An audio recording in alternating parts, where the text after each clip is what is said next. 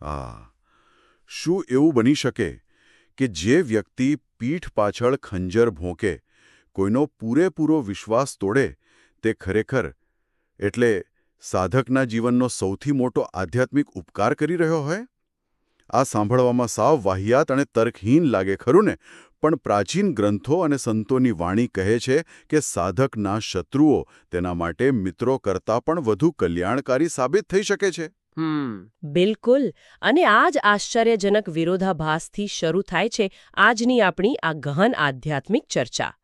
આજે આપણે એ શોધવાનું છે કે શું મોહ માયામાં જીવતો, પરિવારની જવાબદારીઓ નિભાવતો અને આકરા વ્યાવહારિક જગતમાં ધન કમાવતો સામાન્ય મનુષ્ય ક્યારે સાચો વૈરાગ્ય પામી શકે ખરો? રાઈટ. કે પછી ઈશ્વર પ્રાપ્તિ માત્ર હિમાલયની ગુફાઓમાં બેઠેલા ભગવા વસ્ત્રો ધારણ કરેલા સંન્યાસીઓની જ જાગીર છે? આપણી પાસે જે સ્ત્રોતો છે, સંતોના જે અનુભવો છે, તેમાં આ ગૂંચવણનો અત્યંત સચોટ અને મનોવૈજ્ઞાનિક ઉકેલ રહેલો છે. આ પ્રશ્ન ખરેખર આધ્યાત્મિકતાના પાયાનો પ્રશ્ન છે. કારણ કે મોટે ભાગે વૈરાગ્ય શબ્દ કાને પડે એટલે આપણી આંખ સમક્ષ સીધો જ ઘરનો ત્યાગ અને ભસ્મ લગાવેલા સાધુઓ જ નજર સમક્ષ આવે છે. હા, આપણે એવું જ માની લીધું છે કે સંસાર છોડે તે જ વૈરાગી. સાચી વાત. પરંતુ જો આપણે સ્ત્રોતોનો ઊંડાણપૂર્વક અને તાર્કિક અભ્યાસ કરીએ તો સમજાય છે કે સાચો વૈરાગ્ય ઘર પરિવાર કે કપડાં છોડવામાં બિલકુલ નથી. સાચો વૈરાગ્ય અધર્મનો ત્યાગ કરવામાં છે. ગૃહસ્થ જીવનમાં કામ કરવું, સ્પર્ધા કરવી કે ધન કમાવું એ કોઈ પાપ નથી. અચ્છા, એટલે કે કમાણી કરવી એ ખોટું નથી? જરાય નહીં. પરંતુ જ્યારે એ જ સ્પર્ધામાં નીતિમત્તા છૂટી જાય ત્યારે તે પતન નોતરે છે. પરિવારનું ભરણપોષણ કરવું અને તેને ઈશ્વરે સોંપેલી એક પવિત્ર જવાબદારી માનીને પ્રામાણિકતાથી નિભાવવી, તે જે ગૃહસ્થનો સર્વોચ્ચ વૈરાગ્ય છે. આ વાત સિદ્ધાંત તરીકે બહુ સુંદર લાગે છે, પણ હું એ વિચારતો હતો કે વાસ્તવિકતામાં તેનો અમલ કરવાની વાત આવે ત્યારે ચિત્ર સાવ અલગ હોય છે. કારણ કે ધન વિના તો સંસારનું ચક્ર એક દિવસ પણ ફરવાનું નથી ને. બિલકુલ, પૈસા તો જરૂરી છે જ. હા, અને એક તરફ આધ્યાત્મિક માર્ગ છે જે અપરિગ્રહ અને સંતોષ શીખવે છે, અને બીજી તરફ વ્યવહારિક જગત છે જ્યાં અર્થ ઉપાર્જન માત્ર અનિવાર્ય જ નથી પણ અસ્તિત્વ ટકાવી રાખવાની એક આંધળી દોડ બની ગઈ છે. જ્યારે જવાબદારીઓનો બોજ માથા પર હોય ત્યારે ધર્મ અને અર્થ વચ્ચે સંતુલન કેવી રીતે જળવાય? ધન તો સ્વભાવે જ આસક્તિ ઊભી કરે છે. જુઓ, અહીં જ આપણા પ્રાચીન શાસ્ત્રોનું મનોવિજ્ઞાન અને વ્યવસ્થાપન કામ લાગે છે. આપણા ઋષિ મુનિઓએ ધન કમાવાની ક્યારેય મનાઈ ફરમાવી નથી. તેમણે મનુષ્ય જીવનના 4 મુખ્ય પુરુષાર્થો વ્યાખ્યાયિત કર્યા છે: ધર્મ, અર્થ, કામ અને મોક્ષ. ઓહ, એટલે આ 4 સ્તંભ છે. હા, અને આ ક્રમ કોઈ આકસ્મિક ગોઠવણ નથી, પણ એક અત્યંત વૈજ્ઞાનિક પ્રક્રિયા છે. ધ્યાનથી જુઓ, અર્થ એટલે કે ધન એ ધર્મ અને કામની બરાબર વચ્ચે મૂકવામાં આવ્યો છે. અરે વાહ! આનો અર્થ એવો થયો કે ધન હંમેશા ધર્મના ફિલ્ટરમાંથી જ પસાર થઈને આવવું જોઈએ. ની બાદબાકી થઈ જાય છે. તો જો ધર્મ વિનાનું ધન ઘરમાં પ્રવેશે તો એ ધન માત્ર કાગળના ટુકડા કે બેંક બેલેન્સ નથી રહેતું, પણ એક વિનાશક ઊર્જા બની જાય છે. જો આને એક વ્યવહારિક અને મૌલિક ઉપમા દ્વારા સમજીએ તો ધારો કે કોઈ અત્યંત ઝેરી રસાયણોવાળી પ્રદૂષિત જમીન છે. બરાબર.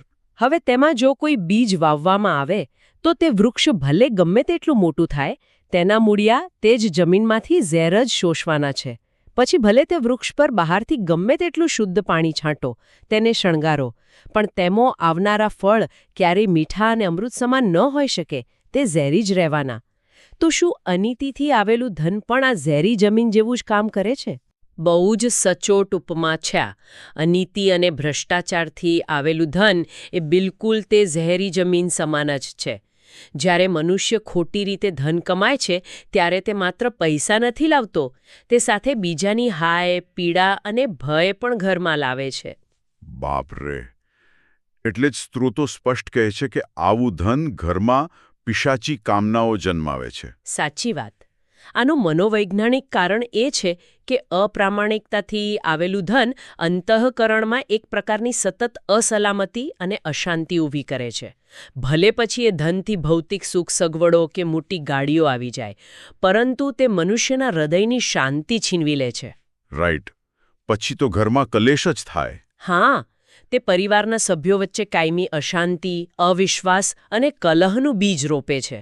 પ્રામાણિકતાની કમાણી કદાચ આંકડામાં ઓછી હશે, પણ તે હૃદયને જે શીતળતા, નિર્ભયતા અને ઈશ્વર પરનો અતૂટ ભરોસો પ્રદાન કરે છે, તે કોઈ અબજોપતિના બેંક એકાઉન્ટમાં પણ નથી મળતો. આ સમજાવે છે કે શા માટે અમુક ઘરોમાં બધું જ હોવા છતાં શાંતિ નથી હોતી.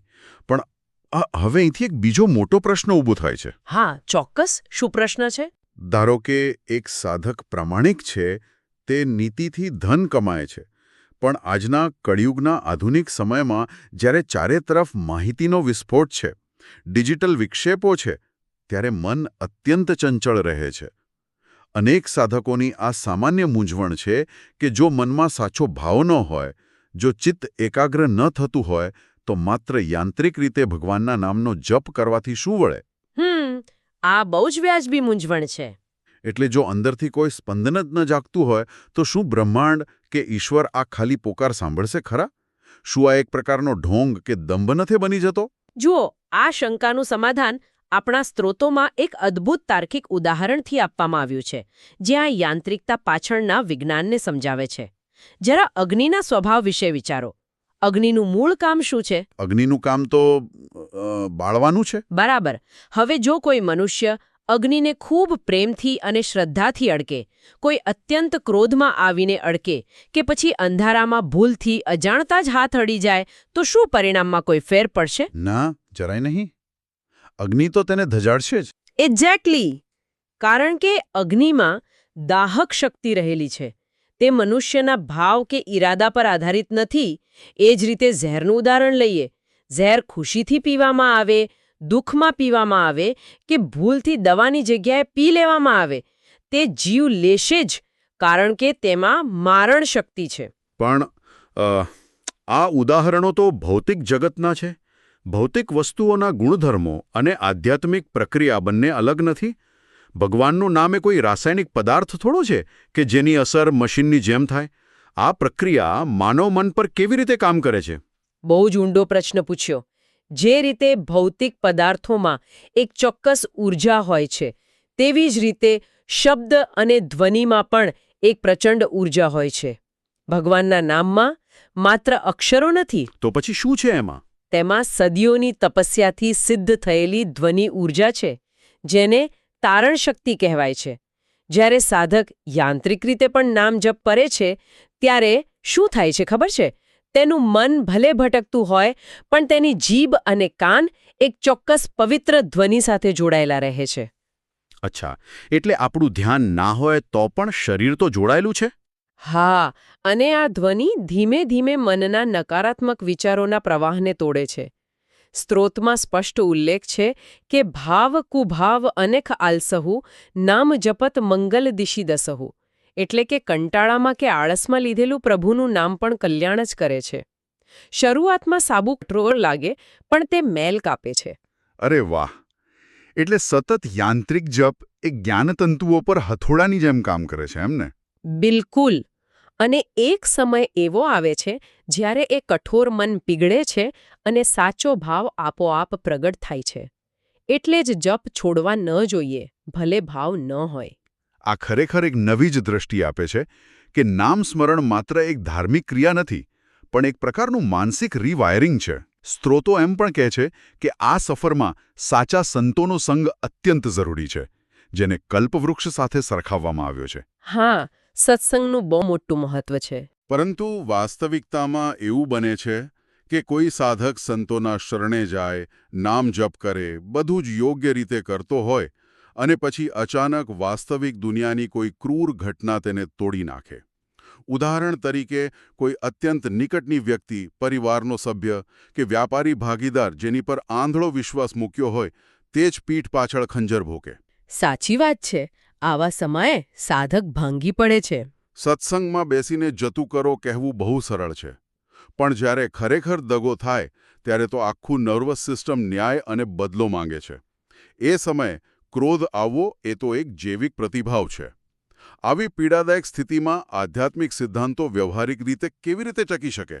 જુઓ, આજ તો ખરી કસોટીનો સમય છે, અને અહીં જ સંતોની વાણી એક અત્યંત ક્રાંતિકારી અભિગમ આપે છે. જ્યારે આવો ભયંકર દગો થાય ત્યારે સાધારણ બુદ્ધિ બદલો લેવાનું વિચારે છે, પણ આધ્યાત્મિક બુદ્ધિ કહે છે કે તે દગો કરનારનો આભાર માનવો જોઈએ. હે આભાર માનવો જોઈએ. વિશ્વાસઘાત કરનારનો આભાર માનવો એ તો પોતાને વધુ પીડા આપવા સમાન નથી. શું આ પ્રકારનો અભિગમ સાધકને માત્ર એક નિર્બળ વ્યક્તિ નથી બનાવી દેતો કે જેને કોઈ પણ કચડીને જતું રહે? ના ના, જરાય નહીં. એટલે અન્યાય સામે અવાજ ન ઉઠાવવો એ પણ એક પ્રકારનો અધર્મ જ છે ને? આમાં એક બહુ મોટો અને સૂક્ષ્મ ભેદ છે જે આપણે સમજવો રહ્યો. આભાર એટલા માટે માનવાનો છે કારણ કે તેણે પોતાનું અસલી સ્વરૂપ જલ્દી બતાવી દીધું. આપણે ખોટા મોહમાં અને આભાસી દુનિયામાં જીવતા હતા કે આ વ્યક્તિ હંમેશા મારો સાથ આપશે. રાઈટ. દગો કરનારે એ મોહનો પરપોટો ફોડી નાખ્યો. બિલકુલ. અને સાધકને લાંબા સમય સુધી અંધકારમાં રહેવાથી બચાવી લીધો. હવે રહી વાત નિર્બળ બનવાની કે અન્યાય સહન કરવાની, તો સંતો એમ નથી કહેતા કે આપણે એ જ વ્યક્તિ સાથે રહીને વારંવાર દગો સહન કરવો. કબીરદાસજીનો સિદ્ધાંત છે કે સંસારમાં કોઈની સાથે ન રાગ રાખવો, ન દ્વેષ.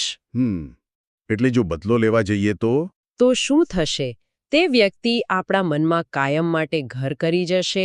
આપણે દિવસ રાત તેના જ વિચારો કરીશું. આપણા હૃદયની શાંતિ નષ્ટ થશે અને આપણો કિંમતી સમય કે જે ઈશ્વર ચિંતનમાં જવો જોઈતો હતો તે એક નકારાત્મક વ્યક્તિ પાછળ વેડફાઈ જશે. અરે બાપરે!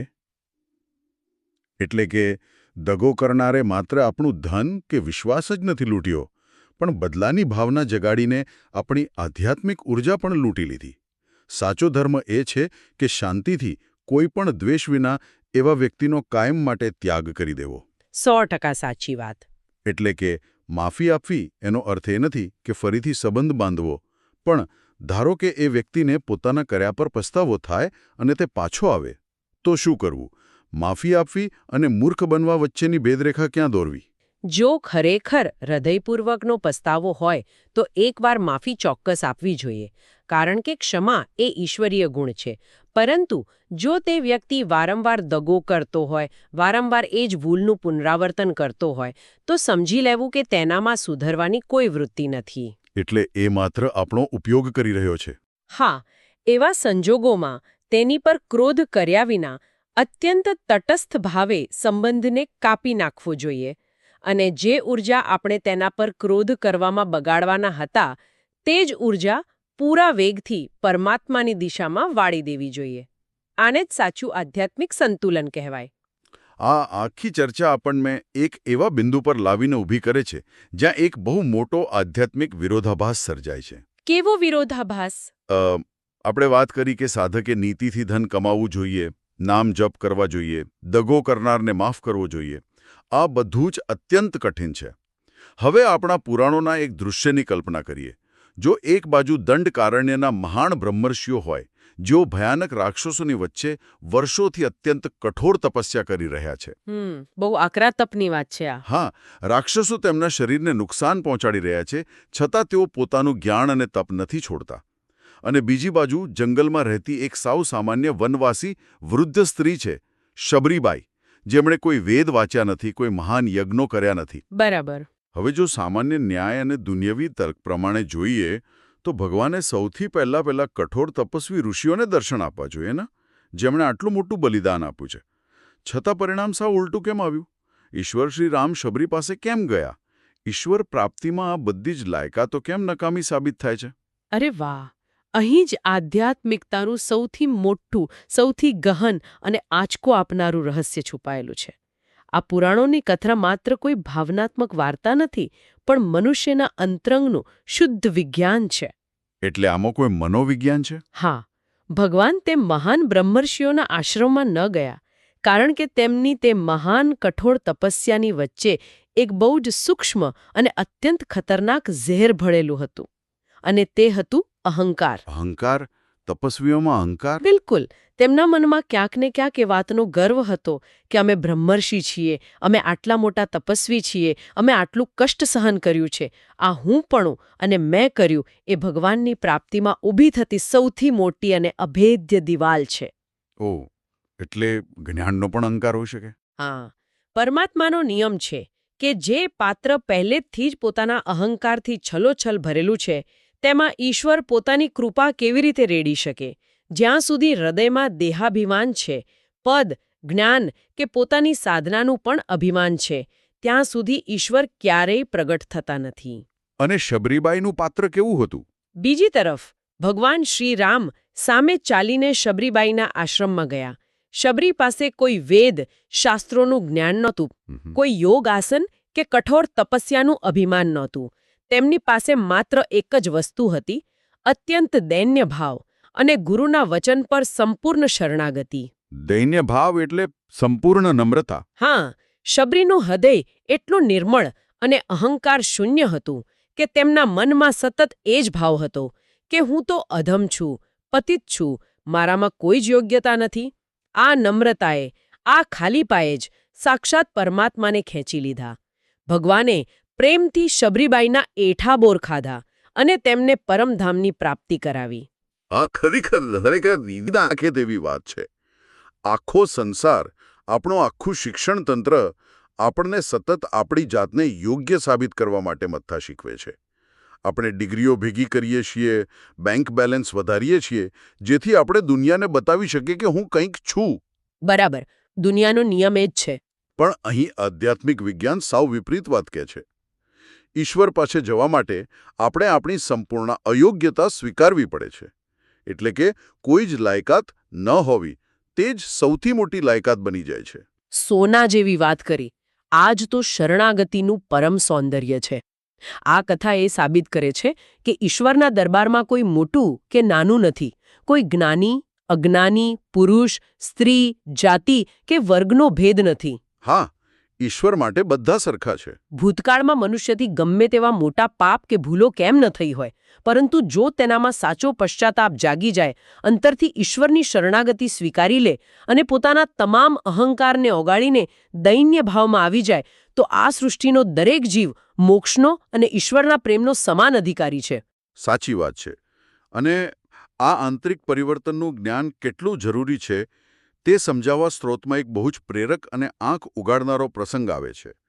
એક સાધક વૃંદાવન જેવા પવિત્ર યાત્રાધામમાં માંસ મદિરાના વેચાણ પર પ્રતિબંધ લાવવા માટે કઠોર પરિક્રમા કરી રહ્યો હતો. હા, તેની ભાવના સમાજ સુધારવાની હતી, જે પ્રશંસનીય છે. પરંતુ ત્યાંના સંતોએ તેને એક બહુ જ માર્મિક સત્ય સમજાવ્યું.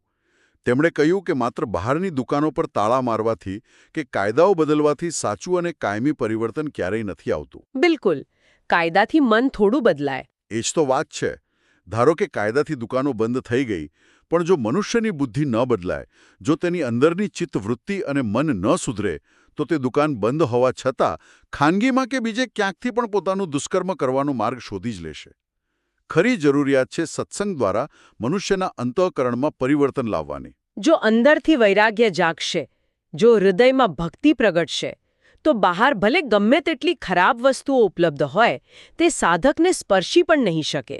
અને આ જ પ્રકારના ગહન આધ્યાત્મિક સંશોધનો અને સત્સંગની અમૂલ્ય વાતોનું સંકલન gujaratiTV.com દ્વારા પ્રસ્તુત કરવામાં આવ્યું છે અને તમામ ગુજરાત પ્રેમીઓ, સાધકો અને વાચકો માટે સેવક માધવ જાસાપારા દ્વારા અત્યંત ભક્તિભાવથી આલેખવામાં આવ્યું છે. આ માત્ર માહિતીઓ નથી, પણ મનુષ્યના આંતરિક પરિવર્તન માટેનું એક સચોટ પાથેય છે. ખૂબ જ અદ્ભુત અને ઊંડાણપૂર્વકનું મંથન રહ્યું આ. આજના આ સત્સંગે ખરેખર ઘણી બધી ભ્રમણાઓને મૂળમાંથી તોડી છે અને ભક્તિનો એક નવો જ પારદર્શક માર્ગ બતાવ્યો છે. અપ્રામાણિક ધનની નકારાત્મક અસરો, યાંત્રિક નામસ્મરણની પાછળ છુપાયેલું ધ્વનિ વિજ્ઞાન, દગો કરનાર પ્રત્યેનો અનાસક્ત ભાવ અને સૌથી ઉપર અહંકારનો સંપૂર્ણ નાશ કરીને શબરીબાઈ જેવી દૈન્ય ભાવની શરણાગતિ. હા, ખરેખર બહુ જ ગહન વાતો હતી. જો આજના આ ગહન આધ્યાત્મિક મંથને અને શરણાગતિની આ કથાએ કોઈ પણ સાધકના હૃદયના કોઈ ખૂણાને સ્પર્શ કર્યો હોય, જો આ ચર્ચાથી આંતરિક શુદ્ધિ તરફનું કોઈ નવું કિરણ દેખાયું હોય, તો આ વિડીયોને લાઇક ચોક્કસ કરજો. આ જ જ્ઞાનને પરિવાર અને સ્નેહીજનો સાથે વધુને વધુ શેર કરજો. ચેનલને સબસ્ક્રાઇબ કરજો અને કોમેન્ટ્સમાં પૂરા ભક્તિભાવથી લખજો, રાધે રાધે. હા, રાધે રાધે. અને અંતમાં છૂટા પડતા પહેલા એક નવા જ વિચાર પર મનોમંથન કરવાનું છે. અચ્છા, શું છે એ વિચાર? આપણે આખી ચર્ચામાં જોયું કે શબરીબાઈની જેમ સંપૂર્ણ અહંકાર શૂન્યતા અને શરણાગતિ એ જ સર્વોચ્ચ ધ્યેય છે. પણ જરા વિચારો, જો દુનિયાનો દરેક મનુષ્ય આ જ દયનીય ભાવમાં આવી જાય, જો કોઈનામાં પણ કોઈ લાયકાત મેળવવાની, કંઈક મોટું બનવાની કે કોઈ સ્પર્ધા જીતવાની કોઈ જ મહત્વાકાંક્ષા ન રહે, તો શું આ માનવ સભ્યતાનો વિકાસ, આ વૈજ્ઞાનિક પ્રગતિ અને સમાજની ગતિ અટકી નહીં જાય? આ તો ખરેખર વિચારવા જેવો પ્રશ્ન છે. શું સંપૂર્ણ આધ્યાત્મિક શરણાગતિ અને માનવજાતની પ્રગતિ એકબીજાના વિરોધી છે? બિલકુલ. આ પ્રશ્ન પર ચોક્કસથી વિચારજો. ફરી મળીશું એક નવા ગહન વિષય અને નવી સત્સંગની ડૂબકી સાથે. રાધે રાધે. રાધે રાધે.